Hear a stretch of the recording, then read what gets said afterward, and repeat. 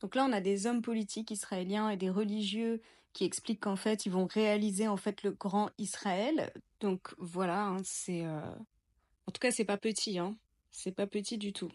Eventually, our borders will extend from Lebanon to the Great Desert, which is Saudi Arabia, and then from the Mediterranean to the Euphrates. And who's on the other side of the Euphrates? The Kurds. And the Kurds are our friends. So we have the Mediterranean behind us, the Kurds in front of us, Lebanon, which really needs the umbrella of protection of Israel. And then we're going to take, I believe we're going to take Mecca, Medina, and Mount Sinai and purify those places. Je vous laisse apprécier le vocabulaire hein, quand on parle de purification. Encore une fois, notre islamo-gauchiste de service, Dominique de Villepin, l'a dénoncé. Est-ce que d'autres gens l'ont dénoncé?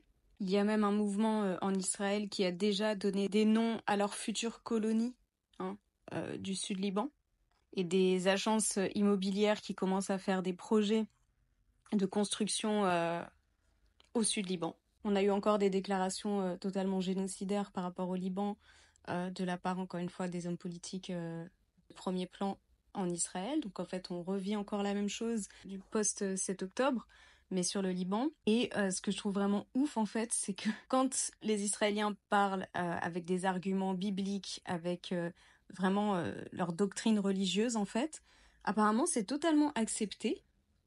Genre, ça passe normal, alors qu'ils ont littéralement des arguments à la Daesh, en fait. Et qu'en face, quand n'importe qui est musulman et qui fait référence à sa foi en lien avec un projet politique, par exemple un projet de résistance à l'envahisseur, un projet de résistance à la colonisation, les intentions du mouvement vont tout de suite être disqualifiées en disant ce sont des islamistes, sous-entendu des terreaux, et ça, c'est absolument systématique dans les médias occidentaux. En tout cas, vous voyez comment les Israéliens peuvent étendre toujours plus leur colonisation avec des justifications bibliques, encore une fois, hein, qu'ils vont plus ou moins maquiller avec des histoires de non, mais on lutte contre le terrorisme, on protège le monde entier de ces sales arabes terroristes qui vont tous vous tuer, le couteau entre les dents, ceinture d'explosifs entre les dents. Donc, il y a un moment,